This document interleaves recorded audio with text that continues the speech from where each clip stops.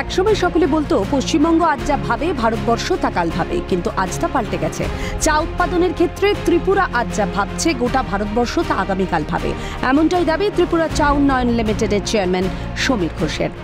যে আজকে একসময় আমরা শুনতাম যে what Bengal thinks today India thinks tomorrow, তো চায়ের ক্ষেত্রে এটা বলতে পারি যে what Tripura thinks today rest of the country thinks tomorrow.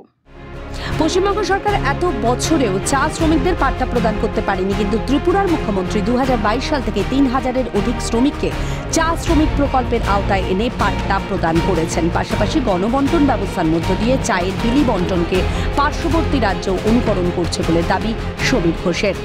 এমন কিছু সিদ্ধান্ত আমাদের সরকার 2018 পর থেকে চা শিল্পের ডেভেলপমেন্টের জন্য নিচ্ছে, তার মধ্যে অনেকগুলি ঐতিহাসিক সিদ্ধান্ত আমি বলতে পারি আপনাদের মাধ্যমে সারা রাজ্যবাসীর স্বার্থে বা অবগতির জন্য, যে আমাদের রাজ্যে এই যে আমাদের যে পিডিএস সিস্টেমে যে আমরা যে চা দিচ্ছি, রাজ্যের উৎপাদিত চাকে আমরা গণবন্টন ব্যবস্থার মধ্যে দিয়ে যে ব্যবস্থা করি, এটাকে আমাদের পার্শ্ববর্তী রাজ্য অনুকরণ করছে।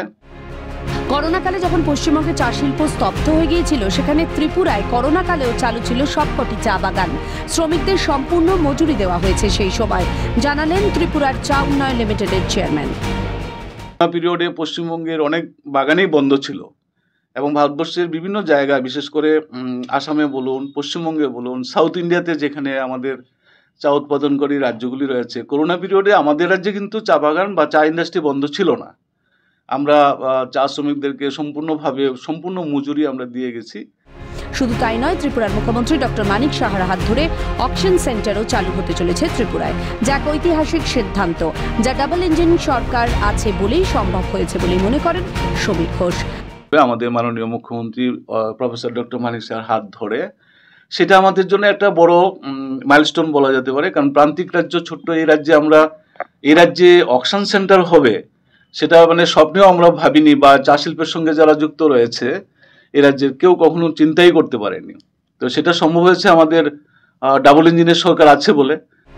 ত্রিপুরার সরকার যেভাবে চা শিল্পকে উজ্জীবিত করার জন্য নিরলস প্রচেষ্টা চালিয়ে যাচ্ছে, তাতে ত্রিপুরার চা শিল্প বহুগুণ উন্নতি করবে বলে আশাবাদী ত্রিপুরার মানুষ, আর তার ফলে বাড়বে কর্মসংস্থান।